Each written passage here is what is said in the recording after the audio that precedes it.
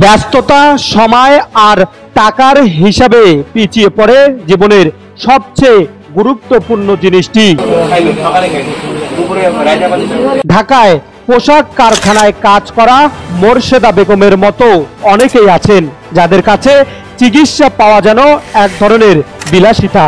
তবে ঈদের ছুটিতে বাড়ি ফিরে লালমনিরহাটে এক ফ্রি মেডিকেল ক্যাম্পে চিকিৎসা পেয়েছেন মোরশেদার মতো শতাধিক মানুষ।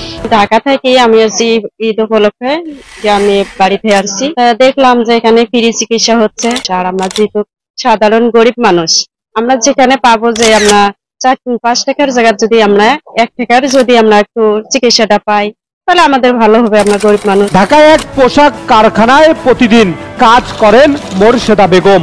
সময় নেই, আয় সীমিত, বেতন দিয়ে খাবার আর বাসা ভাড়ার খরচ মেটানোই যেন তার পক্ষে কষ্টকর বিষয় হয়ে দাঁড়ায়। সাহস করে নিজের শরীরের খোঁজ নেওয়ার সুযোগটা হয়ে ওঠে না অর্থের অভাবে।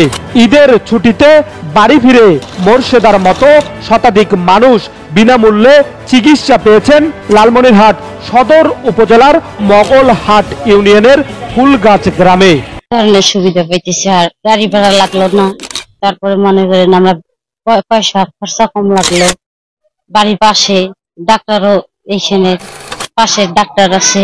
রক্ত পরীক্ষা করাইতে লাগতো, প্রসব পরীক্ষায় তো অনেক টাকা লাগে, এখানে পরীক্ষা করাইতে টাকা লাগতেছে না। আয়োজন করেছিল আল আকসা নুরানি ও হাফেজিয়া মাদ্রাসা। এতে মেডিকেল সেবার সহযোগিতা করেন Jamuna clinic and diagnostic centre.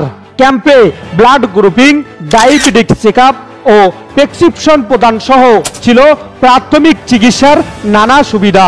এদের যে ইনকাম বা এদের যে লাইফস্টাইল যেভাবে চলে, আসলে এদেরকে বিশেষজ্ঞ ডাক্তার দ্বারা চিকিৎসা করা এদের জন্য অত্যন্ত ব্যয়বহুল, এবং অনেক সময় দেখা যায় যে এরা নিজেরা অনেক বড় অসুখে ভুগতেছে কিন্তু অর্থের সংকুলন অথবা সময়ের অভাবও তাদের হয়। যেহেতু একদিন যদি তারা কাজ বাদ দেয় তাহলে দেখা যায় যে পরিমাণ অর্থের চাকরিতে হ্যাম্পার করতে তারা দেখাইতে পারে না, তারা দীর্ঘদিন ধরে রোগ পুষে রাখেন।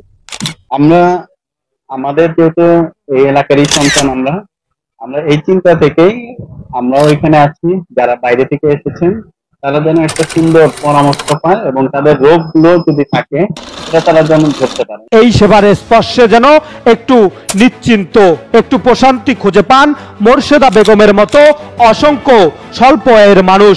ঢাকা ও লালমনিরহাট জেলা শহরের ব্যয়বহুল হাসপাতালে যাদের পক্ষে চিকিৎসা সম্ভব নয়, এই উদ্যোগ তাদের জন্য এক টুকরো আশার আলো হয়ে উঠেছে। আমরা সেবামূলক প্রতিষ্ঠান, আমরা সবসময় মানুষের সেবা দিয়ে থাকি যে প্রান্তিক পর্যায়ে যাতে সেবাটা পৌঁছে যায়। আমরা সকাল 11টা থেকে শুরু করছি, আল্লাহর রহমতে কয়েকশো রোগী দেখা হয়েছে, এখনো আছে। স্বাস্থ্যসেবা কেবল ধনী গরিব নয়, মানুষের মৌলিক অধিকার। এমন মানবিক উদ্যোগে পারে সমাজের সুস্থতা ফিরিয়ে আনতে। এমন সেবামূলক আয়োজন বারবার হোক, সমাজ হোক আরো সহানুভূতিশীল।